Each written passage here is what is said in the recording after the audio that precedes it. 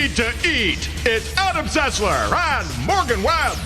I'm hungry. Me too, and welcome back to X-Play. Back in the 90s, developers SNK were the 2D arcade kings. Now, they created the Neo Geo system, which ran on giant cartridges, and the fanboys loved them. SNK also created a lot of classic games like Samurai Showdown, Side-Scroller Metal Slug, and of course, King of Fighters. And after a 2-year leave of absence due to legal woes, SNK is back with the release of 2 games for the PS2. Here's a review of King of Fighters 2000 and 2001.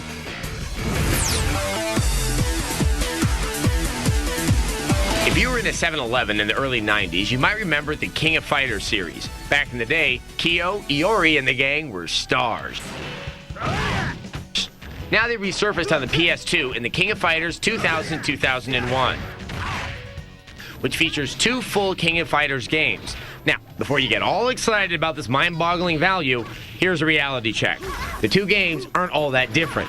In fact, the uninitiated probably won't even be able to tell them apart at first glance. Longtime fans will notice one glaring omission from these games. That's right, King of Fighters fans. Mai is no longer bouncy.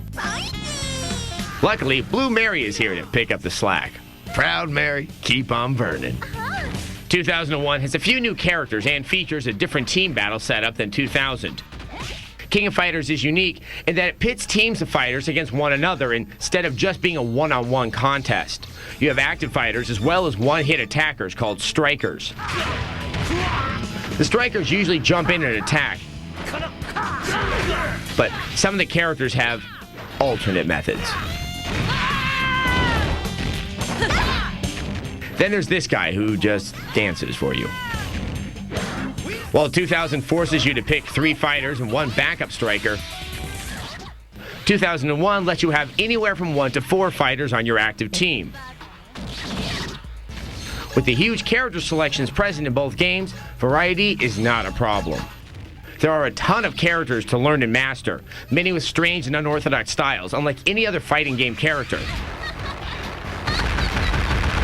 One of the trademarks of the King of Fighters series is the personality each member of the roster exudes.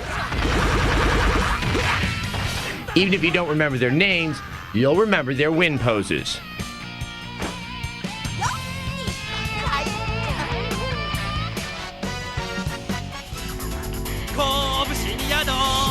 I'm never picking you again.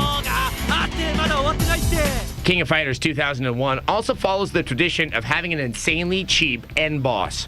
Ignis is enough to make me smash my controller into bits and then eat them out of spite.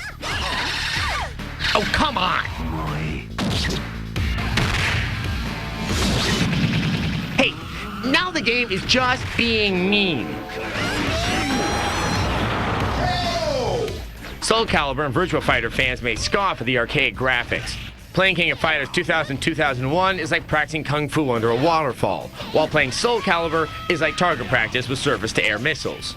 Those open-minded enough to put up with the modest production values will find a rewarding old-school experience. And a 3 out of 5. Really, this game leaves us with more questions than answers. Yeah, who has a fist fight in an aquarium? And what's up with the somersaulting panda bear? And why do women engage in Mortal Kombat while wearing a G-string?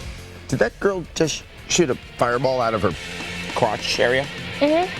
And for more answers, visit our website, techtv.com/xplay. There you can sign up for our newsletter where you can even get little personal comments from Adam or Yes, I. and you can know what's ahead. You can be ahead of the game, and our show's about games. Yes, that's so it's true. good for you to do and that. you can get full reviews of all the games that you saw here today. So go there now. We'll be here. Good night.